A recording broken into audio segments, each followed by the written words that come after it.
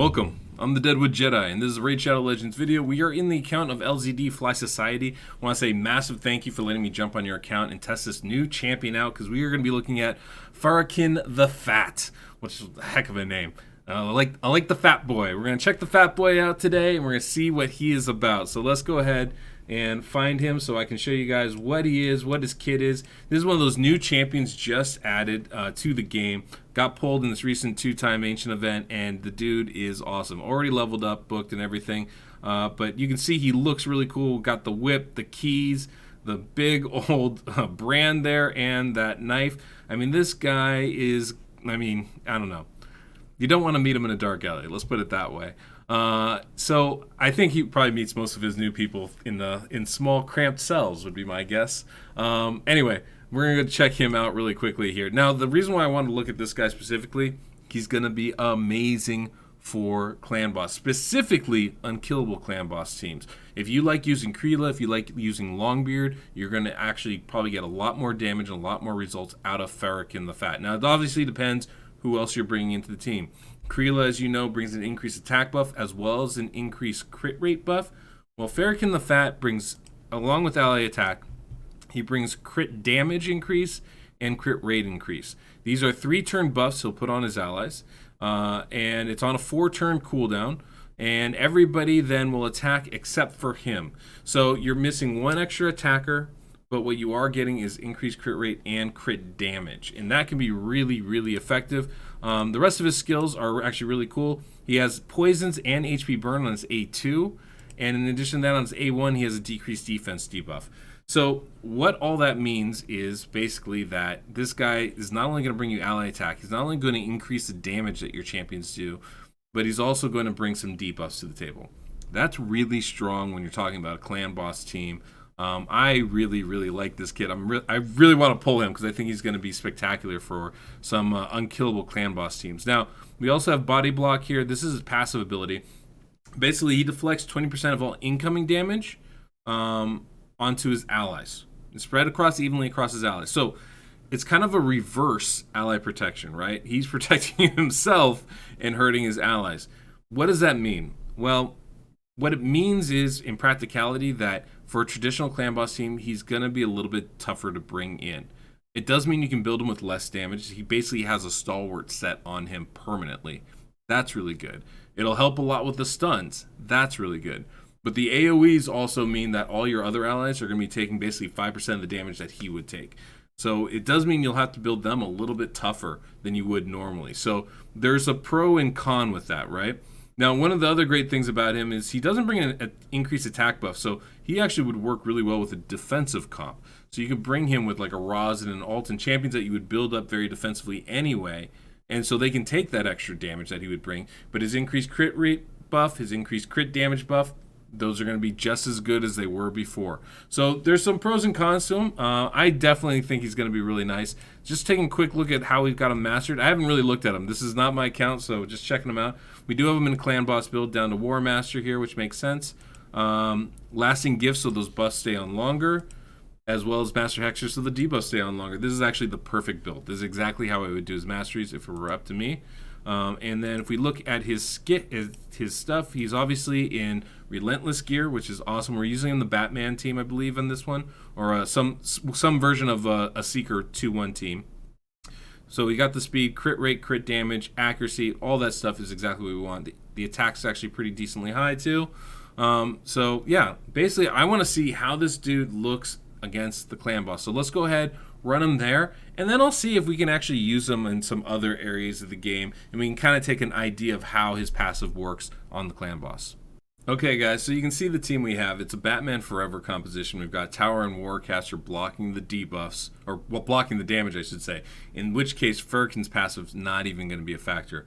Bringing him with Septimus means a lot of damage, and this is actually a perfect team because he's going to bring the decreased defense, so we don't have to worry about having like a Draco in there. He also brings poisons and HP burn, so we're getting some debuffs in addition to that from him. Now obviously we're missing the weakened debuff, and we could use more poison, so bringing in a Draco definitely wouldn't hurt. But this is a great combination. Honestly, I would try to run this team if I could. But it's really nice. And Seeker also brings the increased attack buff. So that's one of the advantages of using him with the Seeker team is that, you know, Kreela would double up that increased attack buff. In this case, we're using all the buffs perfectly. So let's see how this works, and we'll do a run and see how it goes, and kind of watch it in the beginning, and then we'll jump to the end and see what the damage output is actually like here. Like I said, this is my first time running him, so I'm not even that familiar. So we start off with the A3 here with Warcaster. Get Seeker. We start with the A1 on Seeker. And then Rosh card A1. And now it's auto. So we're going to see exactly where Fahrakin goes. I'm going to go ahead and manual just a little bit more so I can see kind of what he's doing. So we have the increased crit rate and damage is A3, the poisons and debuffs on A2, and the A1 is the decreased defense. Let's see which skill he actually uses on auto here. Yeah, he's going to use that A3 on auto, which is great. Everybody gets those buffs. Look at that. Increased crit damage, increased crit rate. Beautiful thing. They last for 3 turns too, which is really nice. Granted, he's on a 4-turn cooldown, so it's not like perfect. We can go ahead and click auto here and just kind of see how he works. Yeah, pretty solid. We'll just kind of watch a little bit, see how it goes. I do kind of want to see his animations. Ooh, I like the brand of shame. Very nice. It didn't look like he landed any of those debuffs. That's okay. Kind of speed up some of this stuff. The decreased accuracy is not going to help either. Slow it down when his turn comes up. There's his A1. We do get the decreased defense out. Pretty solid. Because that is a 50% chance on the A1, we would benefit from Sniper, but I'm not too concerned about it. And I think we're going to get another A1 attack here. Yep, there we go. 57,000. That's not too shabby. It's not going anywhere crazy. So his multipliers on the A1 aren't like insane or anything like that. There he goes with that ally attack. Now he doesn't attack on that. And those are always interesting skills you gotta be careful of when you're trying to like heal back up. But I don't see him being used in many traditional clan boss teams. I see him being used almost exclusively for unkillable teams. Now here, we should have that brand of shame. There you go. Got those poisons. You see the HP burn, the poisons land. That's great. Yeah, so from what I can tell right now, he brings great utility to your team, right? A lot of damage potential for your allies. Him himself, I don't see a ton of damage coming out of him. So that to me speaks of as the one thing. He's going to be an okay hitter, but he's not really hitting any harder than your rest of your champions. I think the goal for this type of team is you're trying to get Septimus to hit as hard as possible, get Seeker to hit as hard as possible. And that 30% crit damage is significant. The crit rate, it lasts so long, you could potentially build your team with only 75% crit rate, which means you can stack on more attack, more crit damage. I'm not sure that I would fully encourage that. There will be like, 1 out of every 4 hits basically is going to be not have that up. Although the unique thing about him in this kind of a composition, the Batman Seeker team, is you can put him in relentless gear, so he's constantly taking extra turns, and because of that, the chances of him keeping those buffs up permanently are a lot higher. In which case, I probably would build everybody at 75% crit rate, and that just means you can put more attack, more crit damage on those builds, and have them do even more damage, which is always nice. He looks really good. I'll be honest, he looks really good. The interesting thing I think with him is just how he interacts in a non-unkillable team. I just don't see it being, realistic, quite frankly. I'd also be interested to see how he works with a slower team, like a non-Seeker 2-1 team. But honestly, I think he's just a great addition. I'd love to pair him with, obviously you could pair him with the Draco. I would love to bring him with a Draco instead of Septimus in there, just to keep all those debuffs full the whole time. I think that would be really good. He actually might do too much, but then in that case you could maybe build him without accuracy if you don't need the 2 poisons and the HP burn. Yeah, he looks really good, guys. He looks really good. So if you're running any kind of unkillable team, Fahrakin the Fat definitely looks like he's going to be pretty solid. Let's go ahead and jump to the end, and then I can I can show you guys. We'll just go ahead and jump cut. We can show you his damage that he does at the end there. 65, 66 million damage. Pretty good, guys. You can see Fahrakin actually did 20 million damage on his own, most on the team. Couple interesting things. He doesn't put the crit rate and crit damage bonus on himself, which is kind of unfortunate. Also, not attacking. Definitely, you can see that effect having an effect. When Septimus is stunned, ally attack is useless for him. The A2 does some good damage, about 100k. Looked like on average. And then the A1 was all right, about 60,000. So not a huge hitter, but he can do a little bit of work. And then the other thing I was noticing is that he actually does a really good job keeping those poisons up. Obviously, the Relentless help, but there were a couple times when that debuff bar was completely full, which is pretty solid. He kept the decreased defense up pretty good too. When it's on the A1, when it's a 50% chance, you're going to do a pretty good job keeping that up. It's kind of like having Martyr. She can keep that up pretty much by herself. So I like this champion a lot. It's going to be kind of unique where you use him. So you can use Fahrakin, the Fat, in like a Bat Eater composition. I don't think it's better than using most of the other champions available to you. He probably will be better than Krila because he will put up decreased defense. He will put up some poisons and HP burn, so he could be actually pretty effective in there. So you can use Fahrakin the Fat in a Bat Eater composition. You wouldn't be able to use him with Relentless, though. You have to actually time out when those ally attacks happen. And if you do that, you can use him in this type of a team, in a Bat Eater team with the Painkeeper, but you have to be a little bit careful with that. He'll be good in that. Will he be better than, say, like a Fane or something? I don't think so. It's possible, but I feel like, with champions like Fane and stuff, they hit so much harder, and the weaken debuff does a lot of work for you. Obviously, this is a great result, but I still kind of feel like Fane would probably give you more damage overall with that weaken debuff.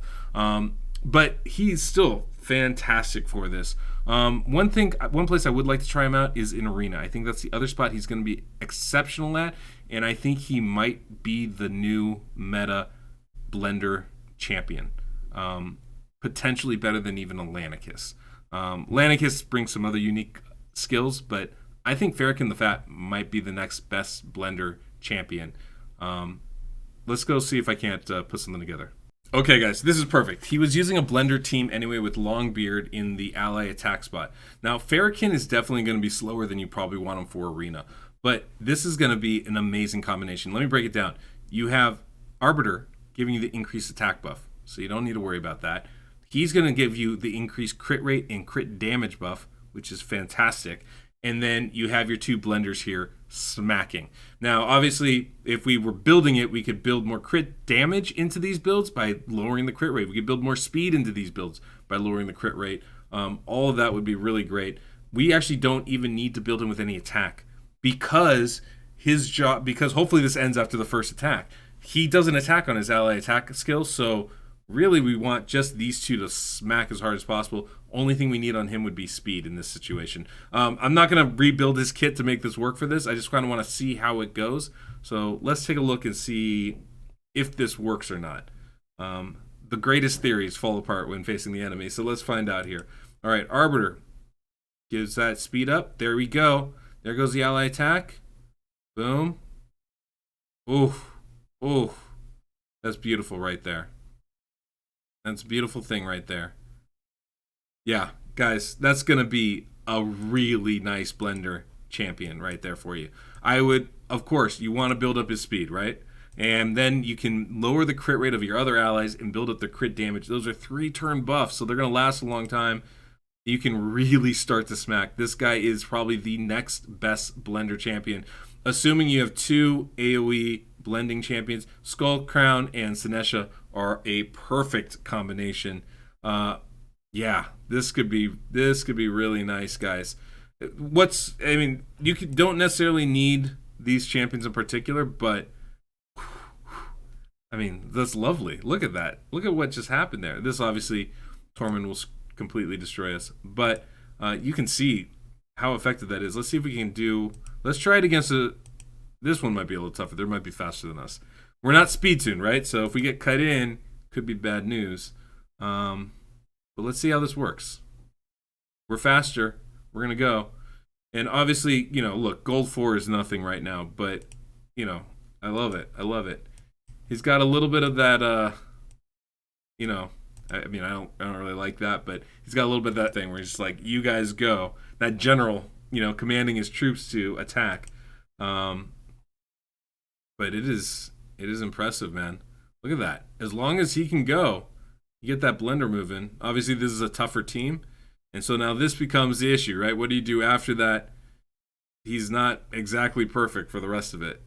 Um, but everybody has crit rate and still has crit damage up, so they're still going to be hitting harder even after that first turn. There's a lot of good potential with him, guys. A lot of good potential. Yeah, I think he's going to be a really nice champion for us.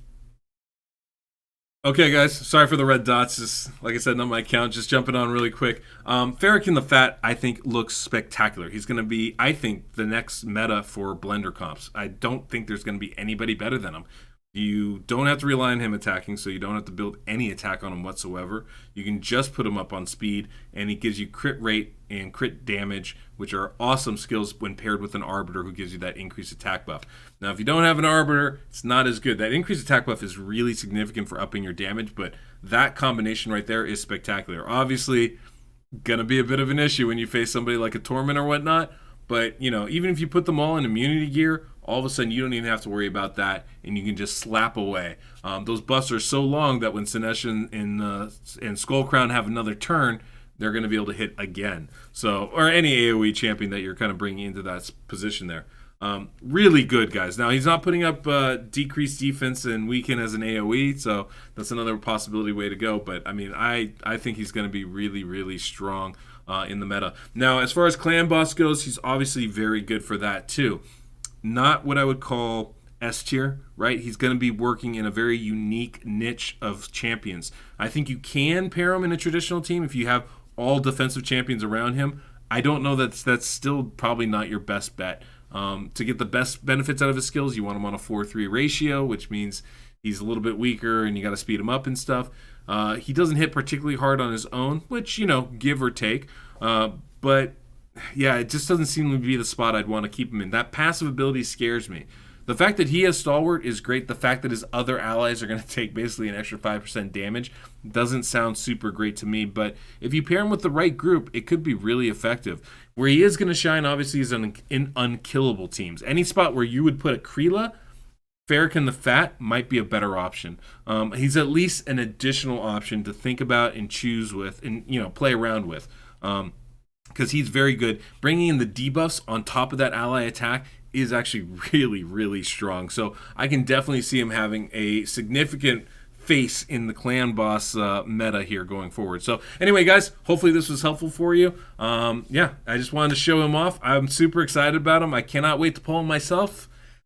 We'll see if that ever happens, but if it does, I'll be very happy. Guys, much thanks to LZD. I really appreciate that, Fly Society. Dude, mad respect for letting me jump on here. Guys, till next we meet, I'm the Deadwood Jedi.